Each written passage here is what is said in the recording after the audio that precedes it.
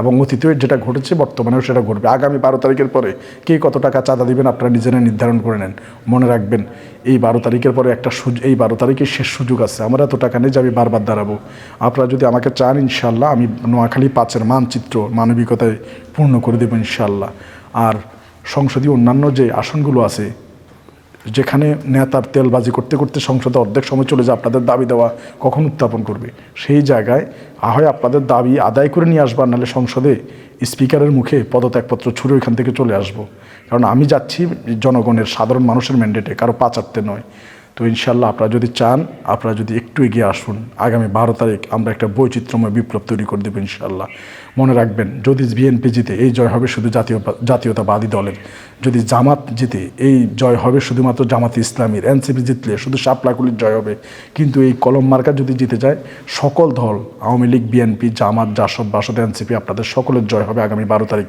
সবাই সার্বাবস্থায় সমান গতিতে আপনারা চলতে পারবেন, থাকতে পারবেন।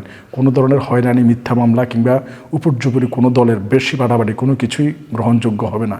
নিশ্চিন্তে আপনারা দরজা খুলে ঘুমোতে পারবেন এবং আপনাদের অধিকার আদায়ের জন্য আমি সচেষ্ট থাকবো। এবং আমি কসম করে, আল্লাহকে সাক্ষী রেখে, আল্লাহর উপর কসম করে আমি বলেছি যে আমি যদি এমপি হই, এমপির বেতন 1.5 লক্ষ টাকা, আমি মাসে বর্তমানে 1 লক্ষ টাকার উপরে ইনকাম করি এবং সরকারি সকল ধরনের ট্যাক্স, কর সব কিছু আমি পরিশোধ করি।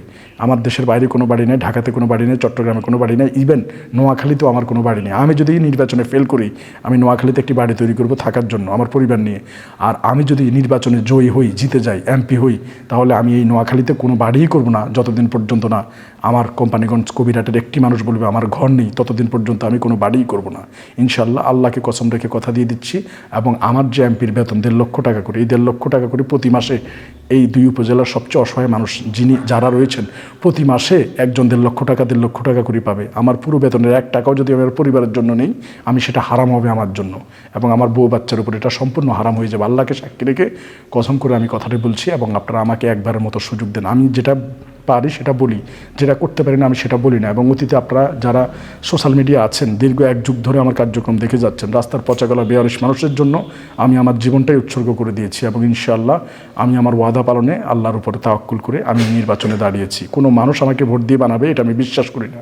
আমি বিশ্বাস করি কোনো মানুষের যদি পচা গলা বেয়ারিশ মানুষের দোয়া থাকে, ইনশাআল্লাহ আল্লাহ আমাকে কামিয়াবি করবে। আপনারা শুধু দোয়া করুন, পাশে থাকুন। আগামী 12 তারিখ দয়া করে কেন্দ্রে আপনারা যান, কলম মার্কায় ভোটটা দিবেন। যদি ভোট না দেন, কেন্দ্রে আপনারা না যান, তাহলে আবারও গত বছর যেরকম বিগত সময়গুলো যেরকম জালিমেরা দুঃশাসন করেছে, ঠিক তেমনি আপনাদের জন্য দুঃশাসন অপেক্ষা করছে। মনে রাখবেন, যে জাতি যদি জালিম হয় তাদের জন্য জালিম শাসক নিয়ে চলে আসে। এটা মানুষের হাতের কামাই।